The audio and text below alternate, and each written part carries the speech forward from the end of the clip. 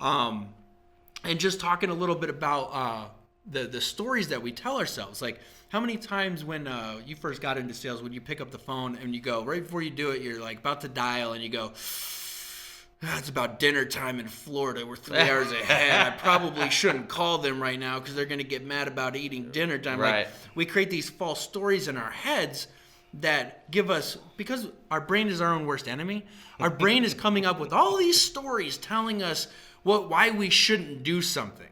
Mm-hmm.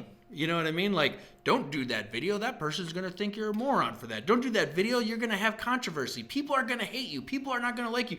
People are going to call you whatever, and because the internet can be mean and I don't want to read those comments.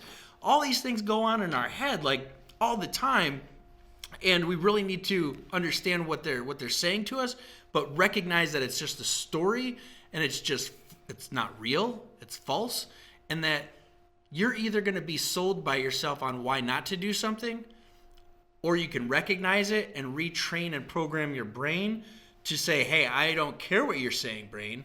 I'm going to do this because I'm looking for this result. Yeah. Does that make sense? Absolutely.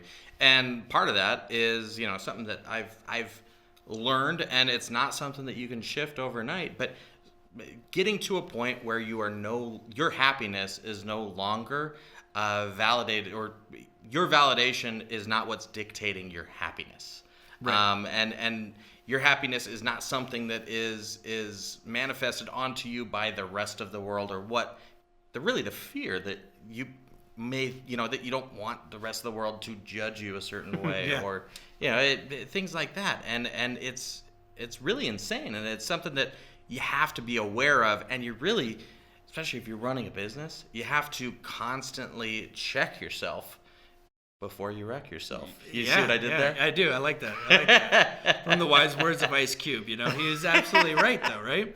And what's interesting is when you said that, we're all human beings, and we all have this. We're not different from anybody else. Human, and we all do this. We can recognize that we have this internal mechanism that wants us to protect and preserve our self-image. We don't want other people out there thinking that we're dumb, stupid, mean, bad, ugly, whatever, right? And this goes back all the way. Think about even in elementary school. Remember, your teacher would ask the class a question. All right, class, what's 2 plus 4? And 2 people raised their hand.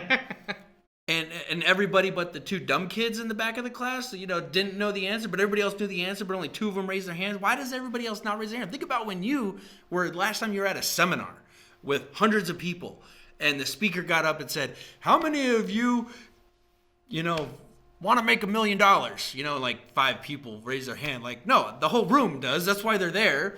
But they don't want to raise their hand because they're afraid the person behind them will think they're a moron for participating. Unless it's something. A rah-rah seminar. Unless it's a rah-rah seminar. Everybody does it, Yeah.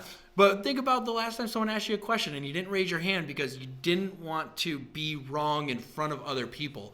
That's preserving your self-image. And when you can get past the need to preserve your self-image, there's a freedom from that's going to allow you to break through and do the things that you need to do and be comfortable with being uncomfortable.